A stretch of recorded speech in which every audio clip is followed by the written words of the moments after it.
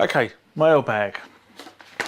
So, first one from my friend Bruce concerning the KordBot. It's a video, first 10 minutes of play last summer. The first 10 minutes of play video actually is getting quite a lot of comments on it. Basically, 2-octave range and adjustable through how many octaves. So you can adjust this plus or minus 5 octaves. So the unit itself, and hang on a sec, the unit's down here. Because I was using it last night. So the unit itself, the unit, that will, when it boots up, that is C3. So that can go down minus 5 octaves. That can go down to minus C2, which makes that minus C1. And going the other way, it can go up 5 octaves, which makes that plus C8. And that one there, plus, excuse me, plus C9. How rude. So, plus or minus 5 octaves. Next one comes from Retro Arcade Builder. Oh, I love retro arcades. Funny enough, I just bought some new retro arcades for my Nintendo Switch. Anyway, by the by. It says, I've just bought a tablet iPad stand with a bit of tweaking, works on my DO5.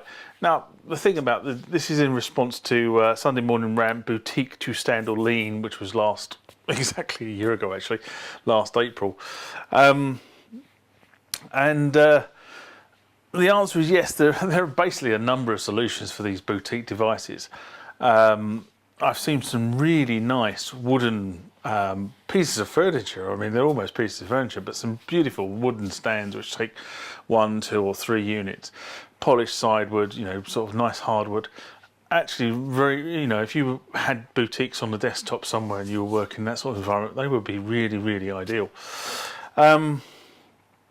Personally, I've gone for the Roland DK01 boutique docks. Purely because I think I've said this in a video before. What I've got is I've got my boutiques on a shelf that comes in and out of the rack, and when I pull them out of the shelf out of the rack, I can just stand the boutique up, plug the MIDI cable in, and it's good to go. So that works really well for me because I then put them away and they don't get dusty. Okay, the next one comes from Goran, and this was in response to a Sunday Morning Rant patch panel or patch bay U110, U220, U20 in 2017, February 2017. That was a long time ago, wasn't it? Nice to see some of the videos are still cycling around and people are still watching them.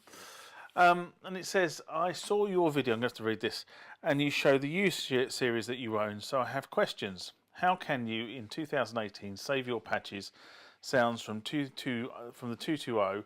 I don't have sysx files. How do you implement in Windows 10 this way, since I have at home a memory card from Roland, an M128D and an M256E, but I think that only 128 should do the job, but I can't say because there's no RAM slot right. What would you recommend, since I had my module in the room for quite some time, forgot on it, and the battery was low? I have a hieroglyphics on the screen of the module and need to return to factory state.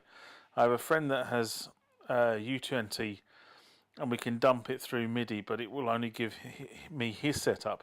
In modern times, how can I save my setup in future to store it if I need to load it into my module? What software should I use to try the sysx files, which is compatible with Windows 10 and not costing me a small fortune? Well, you've hit the nail on the head actually with the U series, because what the U series effectively was Ropplers. Okay, they were designed to play. In essence, they were designed to play the Roland Sound Library cards that came out to support the D series keyboards. So they weren't designed really to for you to be able to sort of build complex patches in. They were sort of designed for sound reinforcement. That's where they come. Now we've started to use them in a different way as time has gone on, but the reality is that's what they were designed for. So Roland never actually foresaw that you were going to need to back anything up from these units.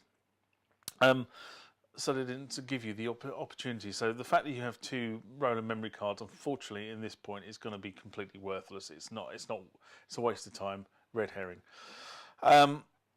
What you need to do with your Windows 10 machine is go and find a program called MIDIOX. Okay, and I believe it's from MIDIOX.com. But if you go to Google and type in MIDI, MIDIOX, it will take you through to a website that you can download MIDIOX from. You install that on your Windows 10 machine. You plug in an external interface. Now, if you haven't got an external interface, all you need is something really simple.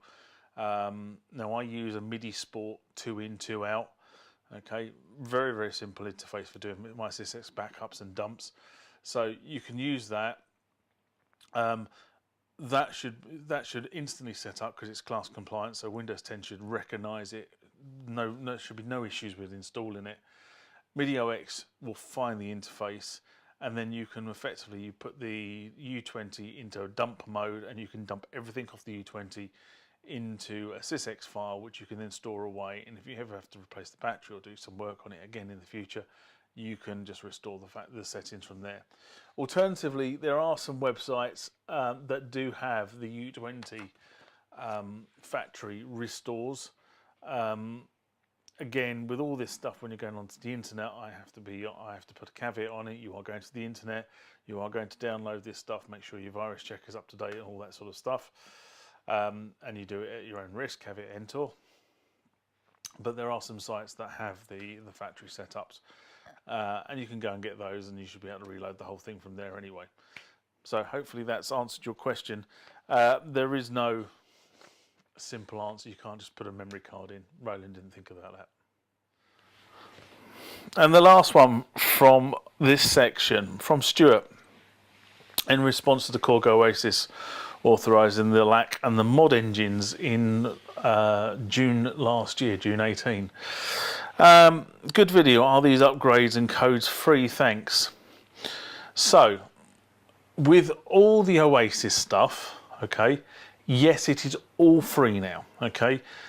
Korg swept it into a free mode when they released long-term support for the keyboard.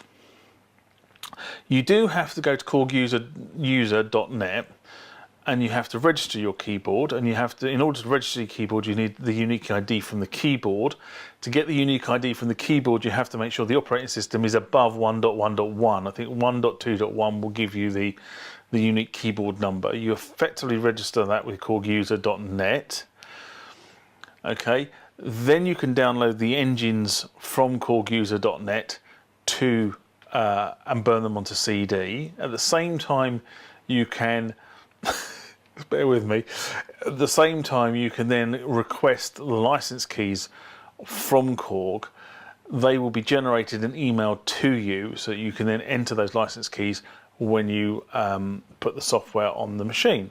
And there are videos with me doing all this, so you know it's not as if I'm just sort of saying you have to write notes as I'm going, but I've done a video. The only thing I would say is don't leave your keyboard at 1.2.1 or whatever version it is. Bring it all the way up to 1.3.3a, which is the latest version, the last version that was received or released for this thing, because that's the OASYS sitting behind me. And so I'd take it all the way up. You are going to have to get authorization codes, so please watch the videos because it's far too complicated for me to just do this in a couple of minutes on Mailbag. But watch the videos.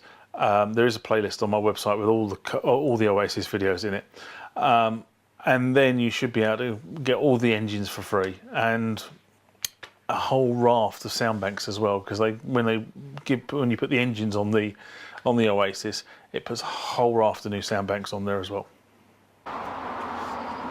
So this is the point in the video where I turn around to you, my viewer, and say, if you enjoyed the content of this video, please give it a thumbs up.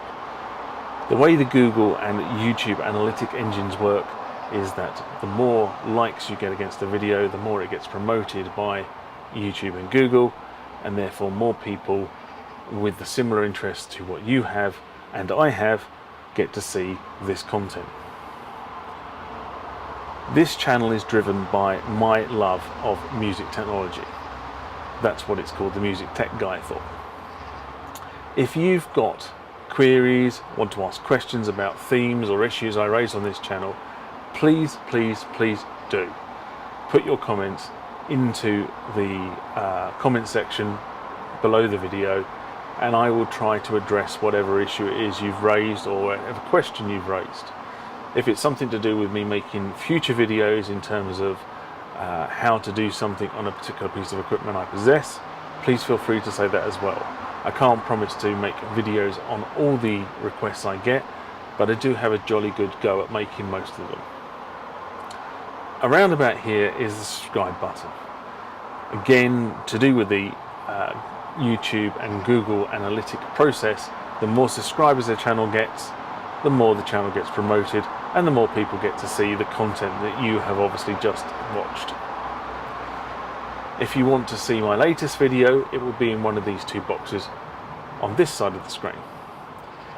Also, there is a second box there, and that video will be chosen for you by YouTube based on your YouTube preferences.